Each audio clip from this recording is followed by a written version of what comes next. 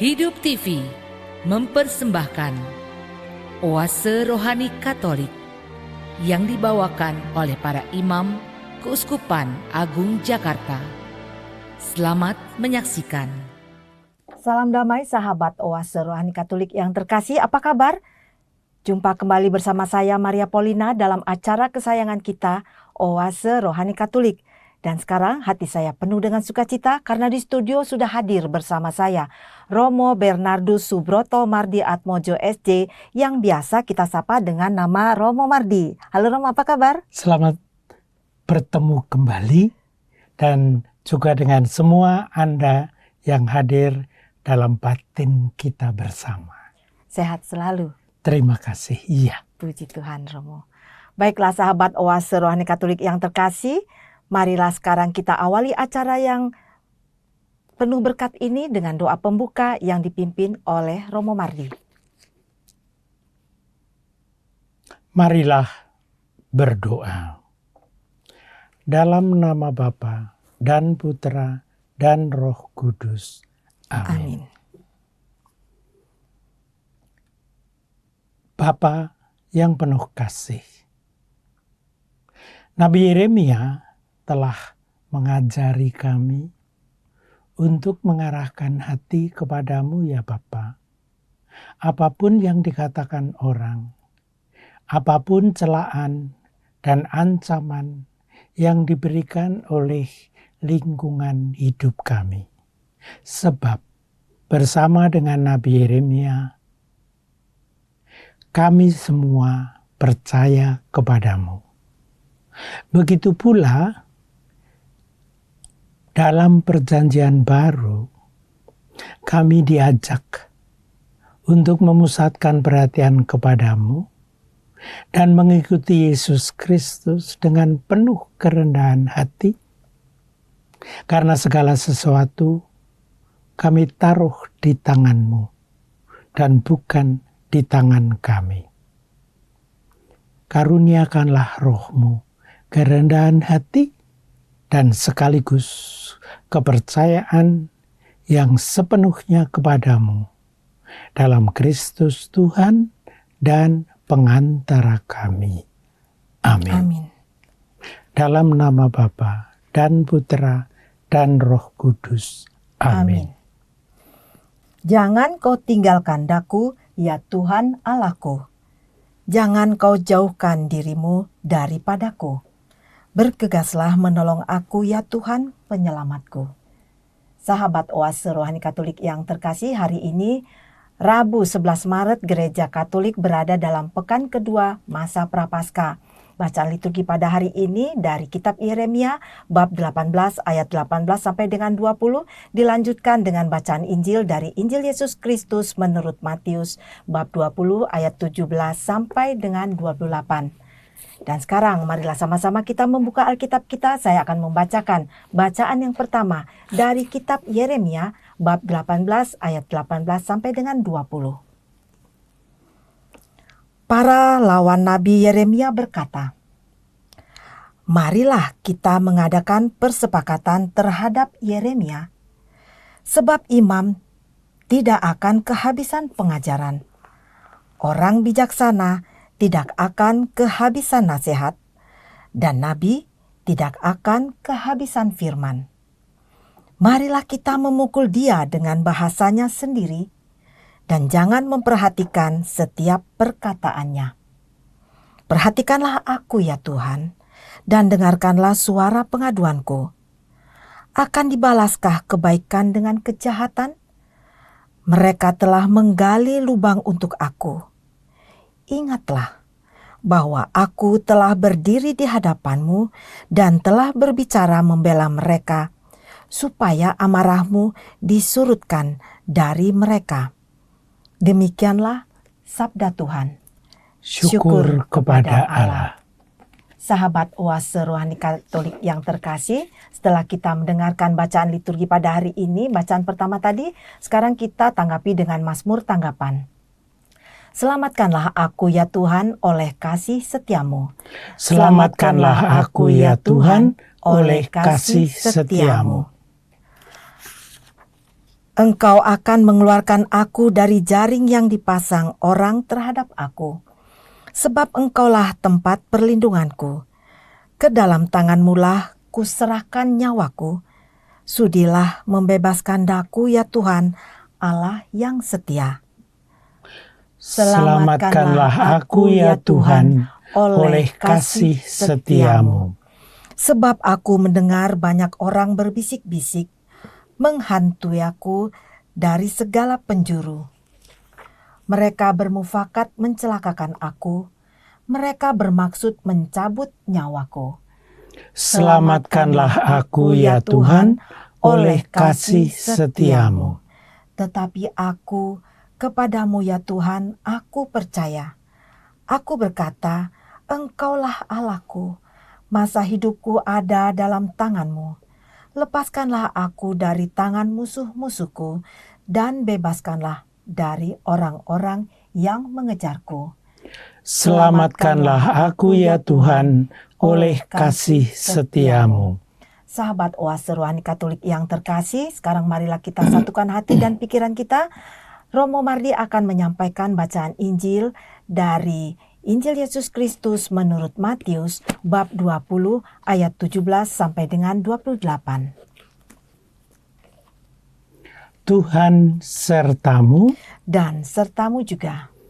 Inilah Injil Yesus Kristus menurut Matius. Dimuliakanlah Tuhan.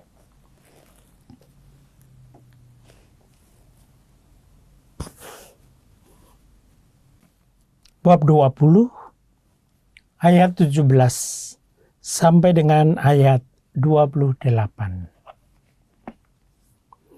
Ketika Yesus akan pergi ke Yerusalem, Ia memanggil ke-12 murid-Nya tersendiri dan berkata kepada mereka di tengah jalan, "Sekarang kita pergi ke Yerusalem, dan Anak Manusia akan diserahkan kepada imam-imam kepala dan ahli-ahli Taurat, dan mereka akan menjatuhi Dia hukuman mati. Dan mereka akan menyerahkan Dia kepada bangsa-bangsa yang tidak mengenal Allah, supaya Ia diolok-olokkan, disesah, dan disalibkan, dan pada hari ketiga Ia akan dibangkitkan. Maka datanglah ibu anak-anak Zebedeus serta anak-anaknya itu kepada Yesus, lalu sujud di hadapannya untuk meminta sesuatu kepadanya. Kata Yesus, "Apa yang kau kehendaki?"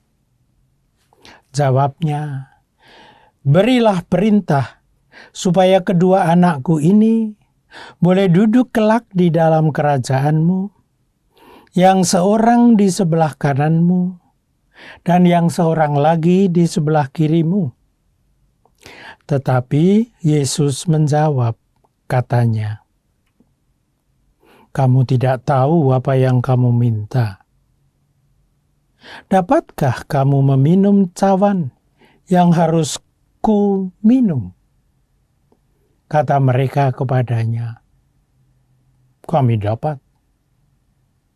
Yesus berkata kepada mereka, "Cawanku memang akan kamu minum, tapi hal duduk dan di sebelah kananku atau di sebelah kiriku, aku tidak berhak memberikannya. Itu akan diberikan kepada orang-orang bagi siapa Bapakku telah menyediakannya." Mendengar itu, marahlah ke-10 murid yang lain kepada kedua saudara itu. Tetapi Yesus memanggil mereka lalu berkata, "Kamu tahu bahwa pemerintah-pemerintah bangsa-bangsa memerintah rakyatnya dengan tangan besi, dan pembesar-pembesar menjalankan kuasanya dengan keras atas mereka. Tidaklah demikian di antara kamu. Barang siapa ingin menjadi besar di antara kamu, hendaklah ia menjadi pelayanmu. Dan barang siapa ingin menjadi terkemuka di antara kamu, hendaklah ia menjadi hambamu. Sama seperti Anak Manusia datang, bukan untuk dilayani, melainkan untuk melayani, dan untuk memberikan nyawanya menjadi tembusan bagi banyak orang. Demikianlah sabda Tuhan. Terpujilah Kristus. Sahabat Oase Rohani Katolik yang terkasih, setelah kita mendengarkan bacaan liturgi pada hari ini, sekarang kita masuk dalam segmen perbincangan rohani. Dalam segmen pertama ini, Romo, menarik sekali ya Romo, tentang Nabi Yeremia ya Romo. Iya. Di mana di sini banyak sekali para musuh ataupun para lawan Yeremia akan mengadakan persepakatan jahat bagi dirinya ya Romo. Benar. Dan Yeremia sebenarnya merasa khawatir bahwa dia tidak akan dapat menghadapi dengan baik. Tetapi dalam hal ini kita perlu memperhatikan Mazmur tanggapan tadi. Yeah. Yang menurut hemat saya merumuskan sesuatu baik terarah pada bacaan pertama maupun pada bacaan Injil. Yaitu intinya, selamatkanlah aku ya Tuhan oleh kasih setiamu. Artinya, apapun juga yang kita alami, dan itu dialami oleh Yeremia, dialami oleh Tuhan Yesus, yang dalam hal ini secara sangat bagus menyebut dirinya anak manusia, karena ini bagian dari seluruh sejarah kemesiasan. Tapi mungkin juga kita alami. Dan keadaan yang bermacam-macam zaman dulu, Yeremia, kemudian zaman Yesus, maupun zaman kita sekarang, hanya dapat kita hadapi dengan baik apabila pegangan kita adalah doa dalam Mazmur tanggapan tadi, yaitu selamatkanlah aku ya Tuhan oleh kasih setiamu. Penyelamatan kita adalah penyelamatan karena Tuhan penuh kasih setia kepada kita. Kasih setia itu dalam bahasa aslinya sangat terkenal, disebut dengan kata chesed. Dan chesed itu menunjukkan sikap Allah yang penuh dengan kerahiman, sedemikian sehingga walaupun manusia penuh dengan dosa, ia mengirimkan Sang Putra agar hubungan antara Allah dengan manusia dipulihkan kembali. Jadi keseluruhannya adalah pemulihan kembali karena chesed, karena kasih setia Tuhan, bukan karena kehebatan seorang nabi, bukan karena kemuliaan dan kekuasaan seorang rasul, bukan karena sukses kita, tetapi hanya karena kasih setia Tuhan saja. Jadi di sini Yeremia menyadari akan kasih setia Tuhan itu. Jadi Benar. Yeremia sepertinya hanya mengeluh kepada Tuhan ya Romo. Benar. Dan dia tidak mengandalkan kekuatan sendiri, walaupun lihatlah dalam bacaan tadi, sebab imam tidak akan kehabisan pengajaran, orang bijaksana tidak akan kehabisan nasihat, dan nabi tidak akan kehabisan firman. Kalau dilihat dari sudut ini, sikap seluruh umat Israel adalah percaya besar kepada para nabi, khususnya dalam hal ini, nabi itu hebat. Inteligensi hebat, kebijaksanaannya hebat, dan kata-katanya pasti hebat. Tapi Yeremia tidak mengandalkan itu. Dia mengandalkan yang kemudian akan dia katakan, ingatlah bahwa aku telah berdiri di hadapanmu, berbicara kepada mereka, supaya apa? Supaya amarahmu disurutkan dari mereka. Jadi, rujukan dasarnya bukan kefasihan Nabi, bukan kebijaksanaan Nabi, dan bukan kata-kata seorang Nabi, tetapi amarahmu disurutkan dari mereka. Bagi saya, nas ini menunjukkan iman yang kuat dari seorang nabi besar seperti Yeremia. Iman yang kuat, dan juga artinya di sini Yeremia memasrahkan dirinya kepada yang di atas, dan Yeremia juga pasti mengetahui bahwa dirinya juga berasal dari atas ya Romo. Maksudnya Benar. dari Tuhan ini yang menyayanginya. Benar. Jadi di sini kita melihat betapa Nabi Yeremia menghayati kesatuannya dengan Allah yang mengutusnya. Ya. Dan sekaligus dia mengakui bahwa dia hanya utusan Allah. Kalau nanti terjadi bahwa umatnya diselamatkan, itu bukan karena kebijaksanaannya, bukan karena kepandaiannya, bukan pula karena dia sangat mampu menemukan kata-kata dalam perdebatan, bukan. Tetapi karena Allah memiliki kasih setia kepada kita semua.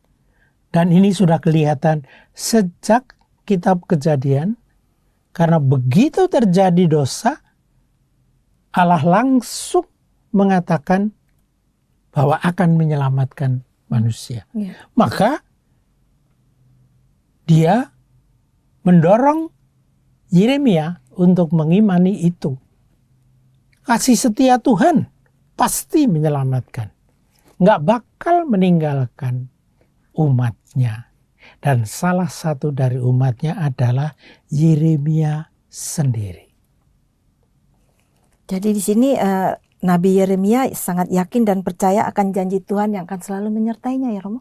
Ya, dan bahkan dia menyebutkan dengan jelas bahwa Yeremia akan diselamatkan pun kalau ancamannya sangat berat. Dia katakan, kejahatan akan membalas kebaikannya. Mereka menggali pelubang untuk aku. Dengan kata lain, pokoknya saya akan dibinasakan. Dengan kata lain, sebenarnya dalam arti tertentu, ancaman hidup Yeremia sangat kuat. Ya. Tapi dia percaya pada kasih setia Tuhan. Ya.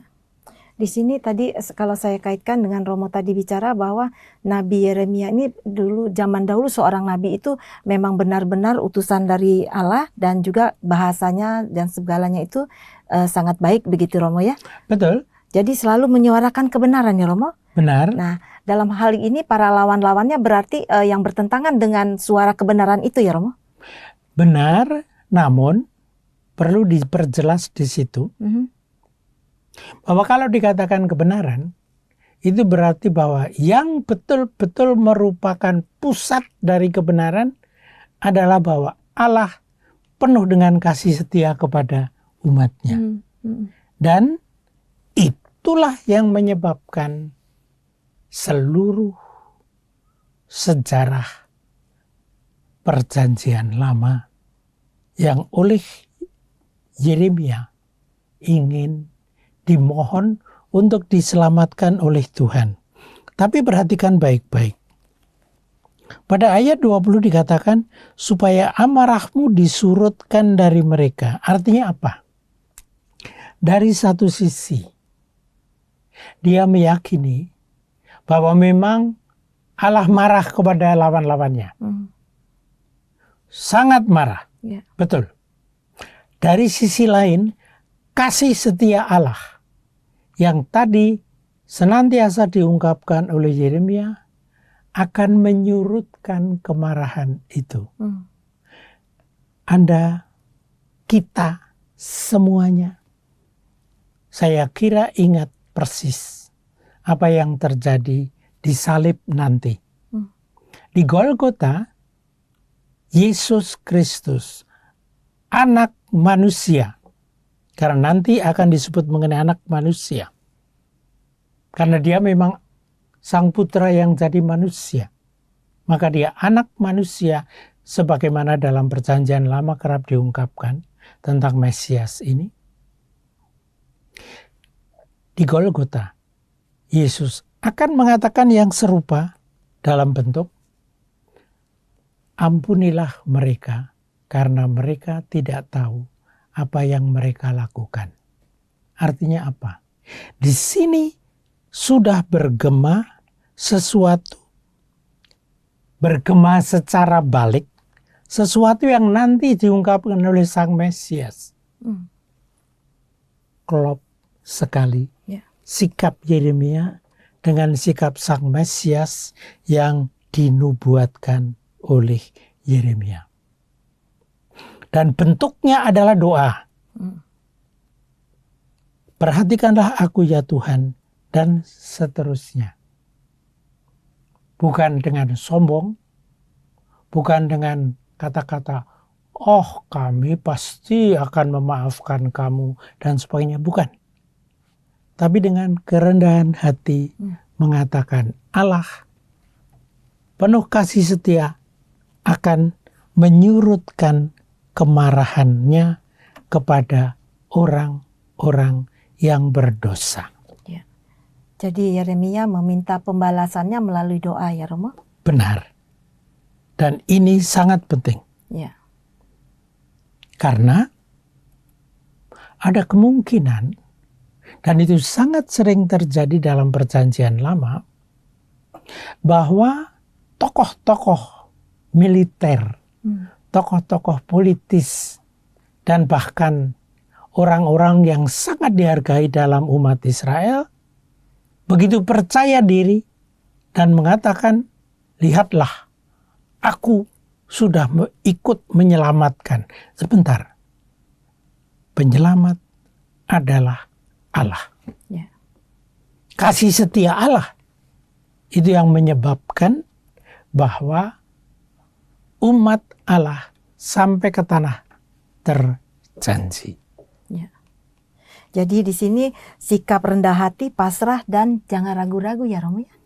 Ya, jangan ragu-ragu karena iman akan kasih setia Allah. Ya, kita percaya karena kita diutus untuk menyelamatkan dunia ya Romo. Benar. Ya. Kalau kita bandingkan, bukan bandingkan, maksud saya kalau kita refleksikan dalam kehidupan sekarang, kadang-kadang kita ingin seperti Nabi Yeremia ya Romo, tidak membalas dengan perbuatan tetapi minta memohon kepada yang di atas melalui doa. Kalau sekarang ini kayaknya jarang ya Romo. Jadi bagaimana kita harus bersikap itu Romo? Begini, kadang-kadang sekarang pun kerap kali kalau kita bertentangan dengan seseorang, lalu kita akan beranggapan bahwa Allah di pihak kita. Apakah salah? Enggak. Tetapi Allah di pihak kita bukan supaya kita bisa menunjukkan kehebatan kita, bukan. Tapi Allah di pihak kita karena kasih setianya, dan bahkan semuanya akan dibereskan karena amarah Allah kepada mereka disurutkan juga. Dengan kata lain, keselamatan bukan hanya untuk saya, tapi juga untuk mereka yang melawan saya. Ini sesuatu sikap yang diperlukan pada masa kita sekarang juga. Ya. Jadi kita juga harus berbesar diri, berbesar hati maksud saya. Ya, berbesar hati. Ya, bahwa keselamatan itu disediakan Allah untuk semuanya. Dan jangan mengira dengan demikian, hancurlah kami. Bukan. Hancurlah kalian. Bukan. Allah yang penuh kasih setia, surutkanlah amarahmu kepada mereka, dan semua diselamatkan. Dan damai. Dan damai untuk keseluruhannya. Iya, luar biasa Romo. Saya jadi bisa ambil dari inti yang Romo katakan tadi, sikap rendah hati, pasrah, dan juga berbesar hati ya Romo? Benar, karena iman. Iman, iya. Dan percaya bahwa kasih Allah selalu menyertai kita. Benar. Ya. Baiklah sahabat Oase Rohani Katolik yang terkasih, kita akan jeda sebentar. Sebelum kita melanjutkan pada perbincangan berikutnya, saya akan menyampaikan bila ada yang ingin bertanya seputar iman Katolik Anda dapat menghubungi kami melalui WA ataupun SMS di nomor 0881 0251 33438 atau melalui alamat email kami orkkaj@yahoo.com. Hidup TV mempersembahkan Oase Rohani Katolik yang dibawakan oleh para imam Keuskupan Agung Jakarta. Selamat menyaksikan. Masih bersama Romo Bernardus Subroto Mardi Atmojo SJ dan saya Maria Paulina dalam acara Oase Rohani Katolik. Terima kasih bagi para pemirsa ataupun para pendengar yang baru saja bergabung di acara ini. Nah, sekarang kita masuk dalam perbincangan yang kedua, Romo. Iya. Sesi kedua ini, sebelum kita pembahasan Injil ya, Romo, bisakah Romo memberikan sedikit clue ataupun sedikit inti dari pembicaraan dari pembahasan yang bacaan pertama tadi tentang Yeremia tadi, Romo, dari kitab Yeremia. Bersama dengan Yeremia, kita diajak untuk menaruh keselamatan umat manusia, umat kita, kelompok kita, diri kita, itu hanya mungkin dalam iman kepada kasih setia Allah. Kalau demikian, lalu kita benar-benar adil kepada Allah juga. Bukan kita yang menyelamatkan. Allah yang menyelamatkan. Bukan kita yang hebat. Allah yang hebat. Dan itu kita lihat dalam teladan Yesus Kristus, baik hidupnya maupun ajarannya. Kita akan melihat lebih lanjut. Ya. Dan bagaimana bacaan Injil hari ini, Romo? Bacaan Injil hari ini agak panjang. Matius bab 20 ayat 17 sampai 28. Dibagi dua. Bagian pertama adalah ayat 17 sampai dengan ayat 19. Dan bagian yang kedua ayat 20 sampai dengan ayat 28. Tetapi di akhir ayat 28 ada sesuatu yang sangat penting dan menghubungkannya dengan bagian pertama, yaitu perihal Sang Putra yang dalam nas ini disebut anak manusia. Karena itu kesatuan antara ayat 17 dan 19 dengan bagian ayat 20 dan 28 merupakan kesatuan yang sangat penting kita perhatikan di dalam merenungkan nas yang diberikan kepada kita melalui Matius. Ya. Kalau saya lihat ini, Romo, dari bacaan Injil hari ini, yang menjadi pertanyaan saya dari atas itu memang sudah seperti dikatakan anak manusia akan diserahkan kepada imam-imam kepala dan ahli-ahli Taurat. Anak manusia ini menjadi Yesus ya Romo ya? Ditujukan Yesus kah? Benar, anak manusia adalah sebutan yang penting dalam kitab Perjanjian Lama mengenai Sang Mesias. Ya. Karena kita dalam sejarah gereja juga akan melihat bahwa Yesus Kristus adalah Sang Anak Manusia. Dengan demikian persatuan antara Sang Putra dengan manusia menjadi sangat mencolok dan sangat penting. Dan ini menjadi sesuatu tragedi ketika anak manusia akan diserahkan kepada imam-imam kepala dan mereka akan menjatuhi dia hukuman mati. Ini adalah sesuatu yang sangat penting. Ya. Bahwa anak manusia akan diadili oleh bangsanya sendiri. Itu sangat penting, Bu. Ya. Akan diadili oleh bangsanya sendiri ya Romo ya? Benar. Ya. Kalau kita ingat tadi, Nabi Yeremia juga diadili dengan kata-katanya. Ya. Jadi ada kaitan yang erat antara bacaan pertama tadi dengan Injil ini. Ya. Dalam Injil bagian yang pertama akan diperlihatkan atau sudah diperlihatkan anak manusia yang dihancurkan, dihabisi oleh manusia supaya ia diolok-olokkan, disesah dan disalibkan. Artinya apa? Dihabisi. Di sini kelihatan dari cara pandang kemanusiaan dia adalah orang yang sudah habis.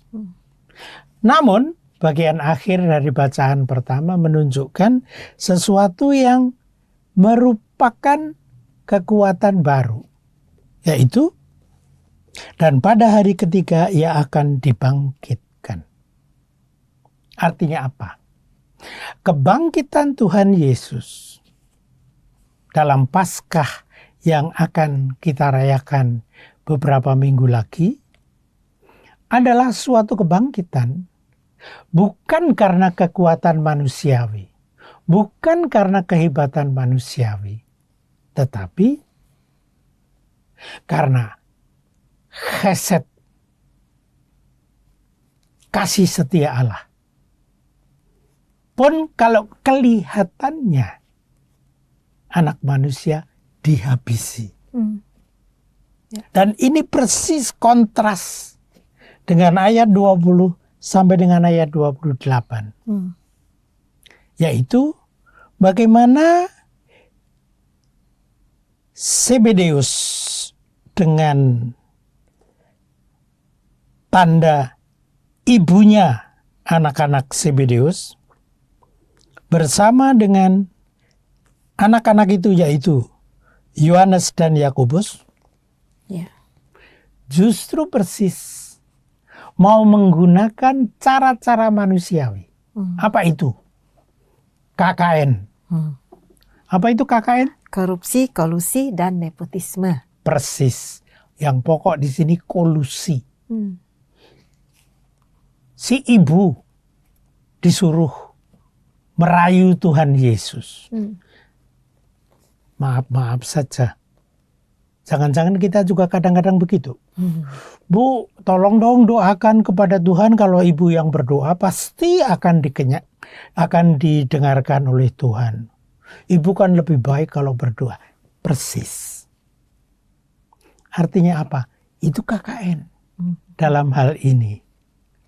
Nepotisme rohani, katakanlah demikian. Ada juga Romo. Ada juga ternyata. Ada ini juga. Kelihatan nepotisme. Iya.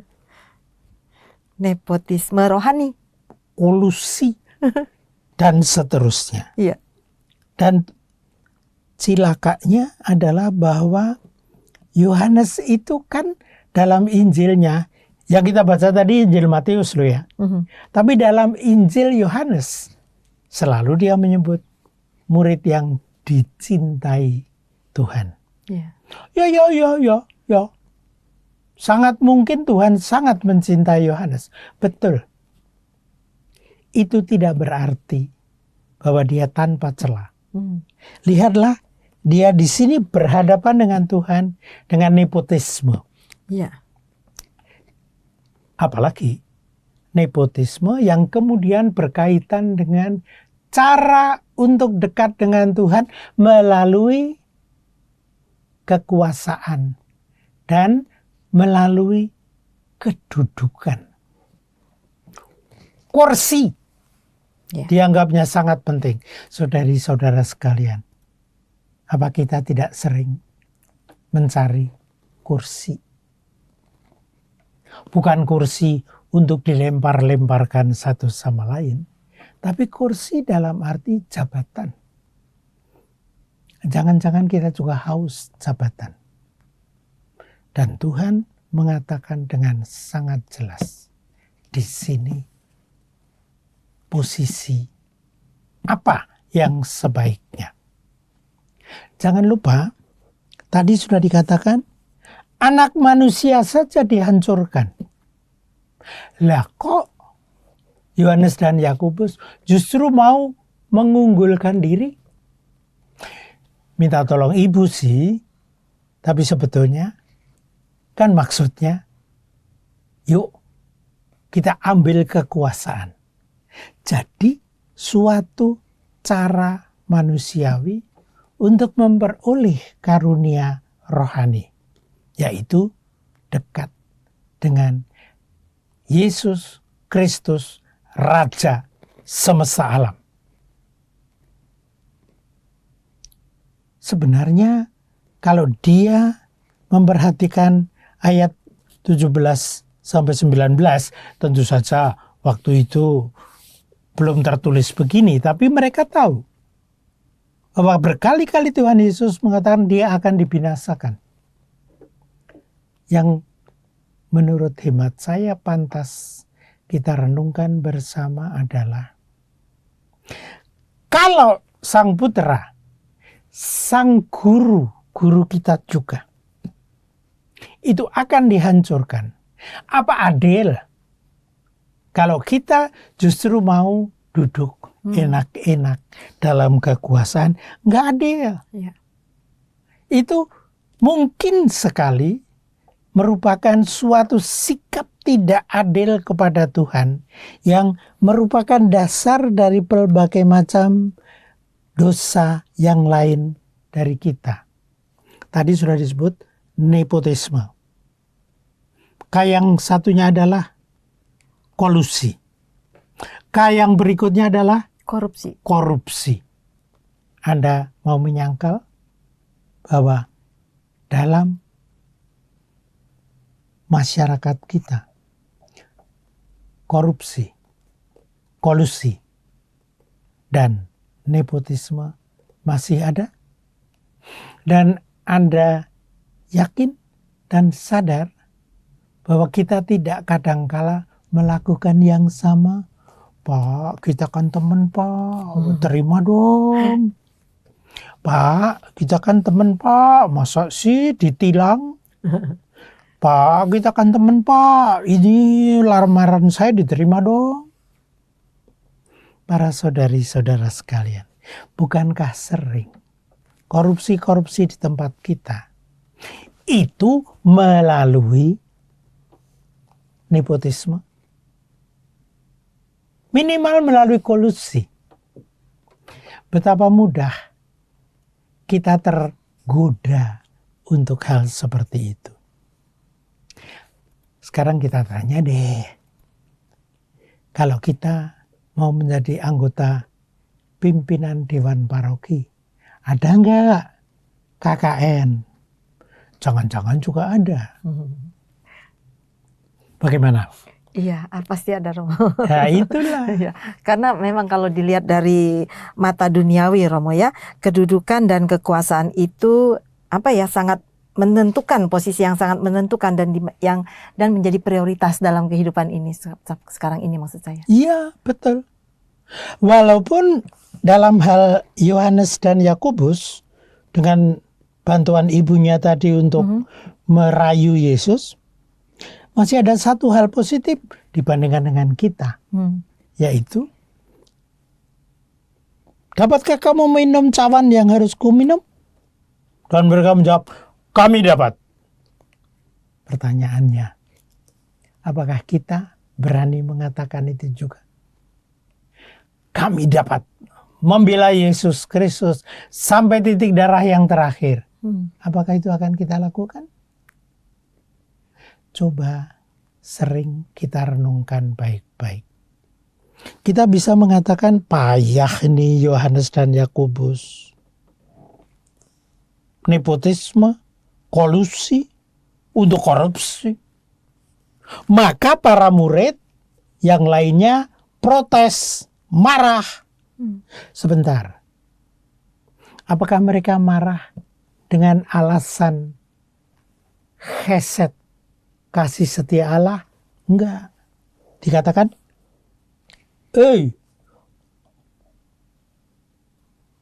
marahlah ke-10 murid yang lain kepada kedua saudara itu. Kenapa? Mereka rebutan. Ini yang sering terjadi. Ayo kita tanya. Di dalam kerangka seksi, komisi, dan pelayanan-pelayanan dalam gereja. Nggak ada. Sepenuhnya nggak ada yang kayak gini-gini itu. Para saudari dan saudara sekalian, saya tidak mau menuduh siapapun. Saya hanya ingin mengajak, marilah kita refleksi. Artinya menoleh kepada kita. Supaya dalam gereja kita sekarang ini, peristiwa Ibu Yakobus dan Yohanes merayu Yesus untuk sesuatu yang menurut konteks mereka adalah kekuasaan. Jangan kita warisi. Pertanyaannya sekali lagi, sejauh manakah kita memiliki kecenderungan itu? Bahkan dalam kehidupan yang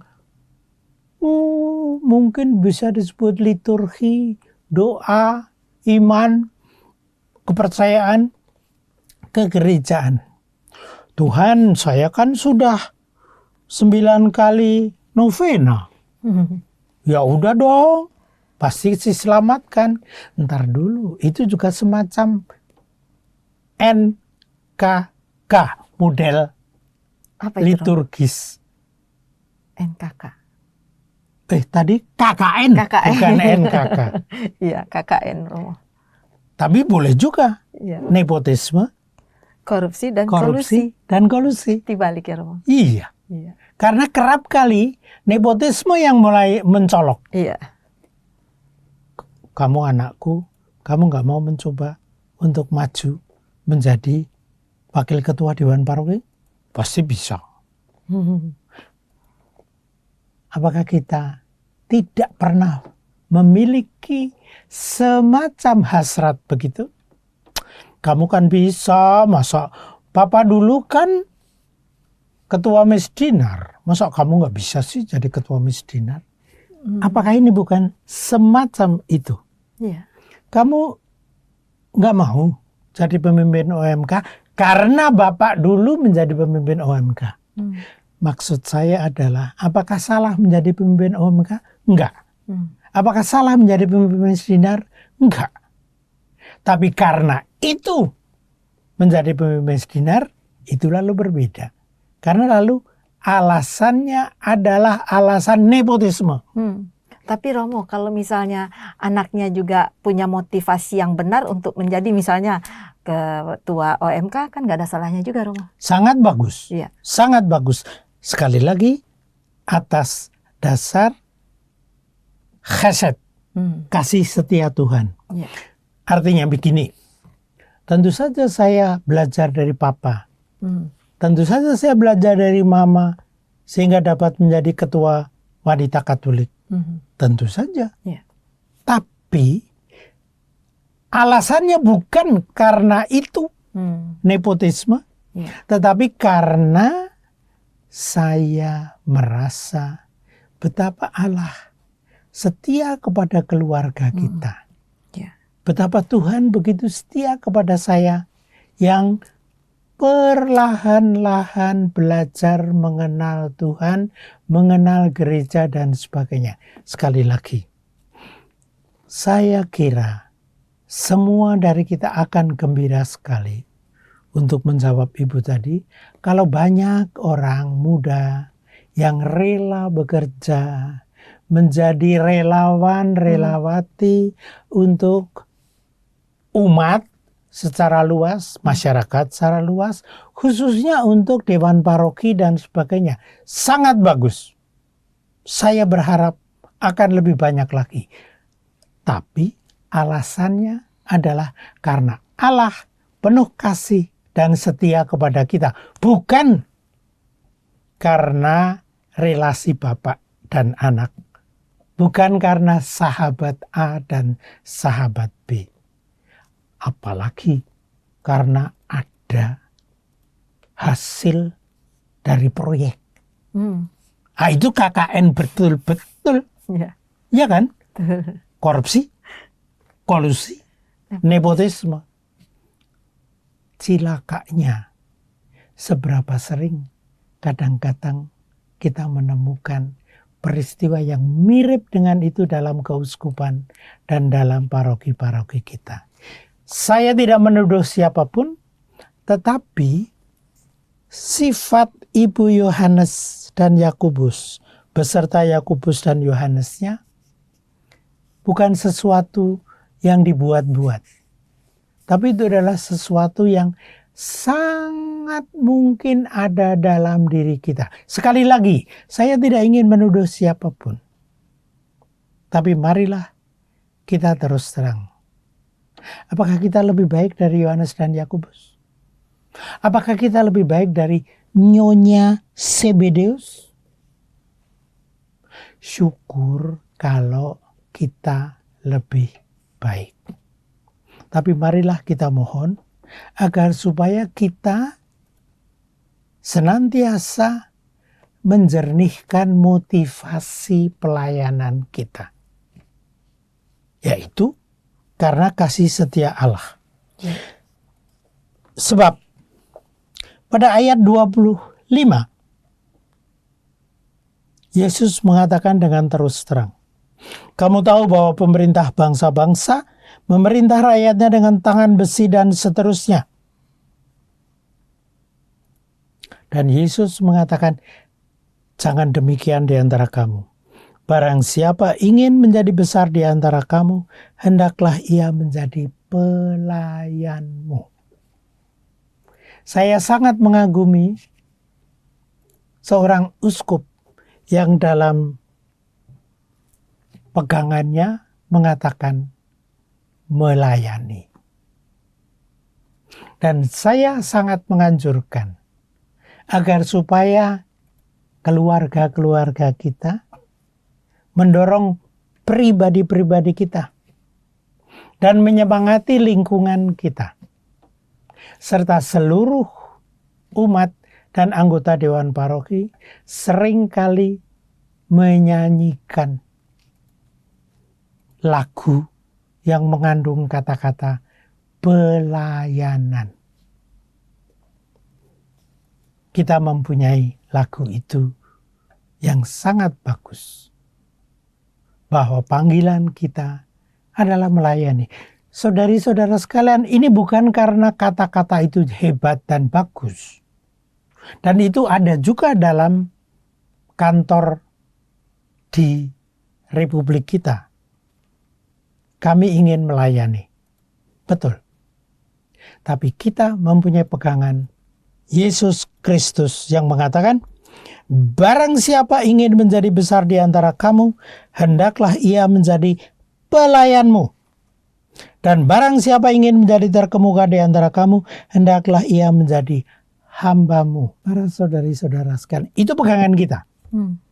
Ya. Perkara orang lain memakai pegangan A, B, C, D terserah. Ya. Tapi pegangan kita adalah Yesus Kristus. Dan barang siapa ingin menjadi terkemuka di antara kamu, hendaklah ia menjadi hambamu, sama seperti Anak Manusia datang bukan untuk dilayani, melainkan untuk melayani. Ya. Bisakah saya katakan kalau kita ingin menjadi seorang pemimpin, siap juga harus menjadi pelayan, begitukah? Betul, betul.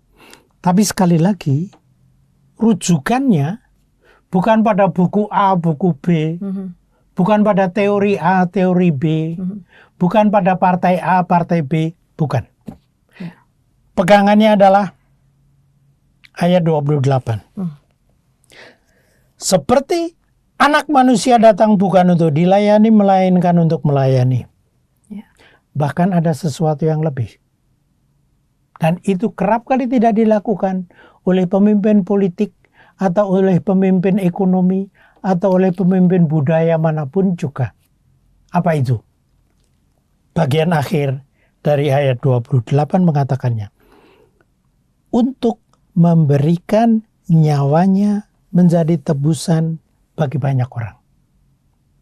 Coba, apa ini bukan seorang pribadi yang begitu agung, dan kita boleh bersyukur bahwa kita boleh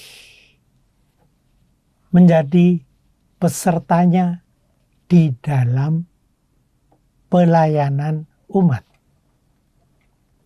Sekali lagi, aku, kita, semua bersama diundang pertama-tama untuk menjadi murid Kristus. Dan menjadi teman sekerjanya. Dan marilah kita bersyukur bahwa dalam Yohanes bab 15, ayat 15, dia malah menyebutkan, melengkapi apa yang ditulis oleh Matius ini, aku tidak menyebut kamu lagi hamba, tetapi sahabat. Kalau kita kaitkan dengan yang tadi kita renungkan bersama, maka bersyukurlah bahwa kita boleh melayani sesama. Sebab karena itu, maka aku, kita bersama-sama diangkat menjadi sahabat Yesus. Apalagi yang kurang? Nggak ada. Itulah yang paling mulia. Karena kita hidup untuk kemuliaannya dan untuk cintanya. Sebab kasih setia Allah yang ada di sana. Kalau demikian adalah adil bagi kita untuk disebut sahabat Yesus. Adilnya hanya kalau kita juga melakukan yang serupa dengan Yesus. Kalau tidak, lalu nggak adil. Ya. Kita ngaku sebagai murid Yesus, tapi kita tidak melakukan, itu nggak adil. Jadi Yesus itu sebagai teladan ya Romo di sini. Benar. Karena memberikan nyawanya untuk orang lain ya Romo. Betul. Lebih-lebih, bukan hanya teladan abstrak, Ya. tapi dia teladan konkret. Mau menyerahkan dirinya untuk kita semua. Dan hanya karena itu, maka dia dibangkitkan dalam Paskah. Dan karena itu, maka kita semua mendapat pemulihan dari relasi kita dengan Allah. Dalam bahasa sederhana, sebenarnya itulah kesejahteraan sejati.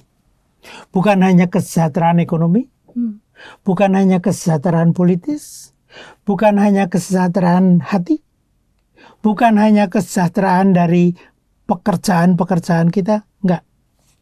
Tapi kesejahteraan yang umum. Ya.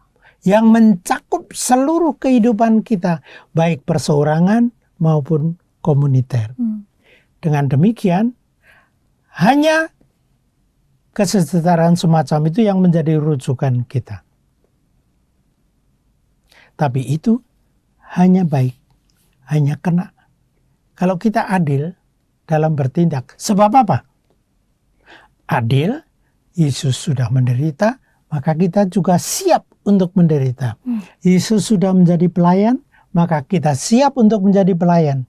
Yesus sudah menjadi sahabat kita, maka kita siap menjadi sahabatnya dan sahabat semua orang yang dicintai oleh Yesus. Dan itu semua ungkapan dari kasih setia Bapa. Roh Kristus itulah yang hendaknya kita mohon untuk menjadikan kita adil dalam arti ini, supaya seluruh bangsa kita dapat sejahtera. Bukan hanya bangsa kita, seluruh umat manusia, artinya bangsa manusia seluruh. Dan Romo, saya sering mendengar ada ungkapan begini, Romo, kita melayani bukan untuk mendapatkan sesuatu, tapi memberikan sesuatu. Tanggapan Romo? Benar. Sebab pelayanan yang sejati adalah memberikan diri kita. Kalau bahasa Prancisnya, maaf pakai bahasa Prancis, karena itu suatu istilah yang sangat bagus. Je suis à votre service. Saya ada untuk melayanimu. Ini sebetulnya ungkapan Yesus. Saya ada untuk melayanimu total, habis-habisan. Pertanyaannya, siapkah kita untuk itu? Hanya mungkin kalau roh kita buka, masuk ke dalam diri kita sehingga kita punya semangat seperti Yesus Kristus. Itu merupakan cita-cita yang suci bagi kita. Semoga, Romo. Mudah-mudahan. Tapi saya percaya Tuhan akan menganugerahkan kepada kita. Karena kasih setia Allah. Karena kasih setia Allah. Tepat. Ya, Romo. Sekarang kita sudah di penghujung acara. Ya, Romo, kita akhiri acara ini dengan doa penutup, kemudian dilanjutkan dengan berkat kasih karunia Tuhan melalui Romo Marty. Dalam kepercayaan pada kasih setia Bapa. Marilah kita berdoa. Dalam nama Bapa dan Putra dan Roh Kudus. Amin. Amin. Allah, Aba, Bapa kami bersyukur bahwa dalam sejarah umat manusia, dalam sejarah gereja, jelas bagi kami betapa kasih setiamu menampung diri kami. Itu sebabnya Engkau mengirimkan Roh kepada Bunda Maria, agar supaya Sang Putra dapat hadir di antara kami, menjadi manusia seutuhnya, sepenuhnya, dari lahir sampai wafatnya. Bapa yang penuh kasih, berilah kami Roh Kristus, supaya kami bisa bersikap adil, yaitu memenuhi harapan sahabat kami Yesus Kristus. Supaya dengan demikian seluruh bangsa manusia sejahtera, artinya ada dalam cinta kasih-Mu, ada dalam kasih setiamu, kini dan sepanjang segala masa. Amin. Bapa yang penuh kasih, Tuhan Yesus, berilah kami Roh-Mu, agar supaya berkat-Mu senantiasa ada di antara kami. Tuhan sertamu, dan sertamu juga. Kita semua diberkati oleh Allah yang Maha Kuasa, Bapa dan Putra dan Roh Kudus. Amin. Demikianlah sahabat Oase Rohanita Katolik yang terkasih, usai sudah acara Oase Rohani Katolik pada hari ini. Semoga apa yang sudah kita dengar tadi dapat benar-benar menginspirasi kita dan kita dapat menghayatinya dan juga dapat mengamalkannya dalam kehidupan kita sehari-hari. Akhir kata, saya Maria Paulina pamit undur diri dan juga Romo Mardi pamit undur diri. Mari amalkan Pancasila, kita adil, bangsa sejahtera. Demikianlah oase rohani Katolik yang dibawakan oleh para imam Keuskupan Agung Jakarta. Tuhan memberkati.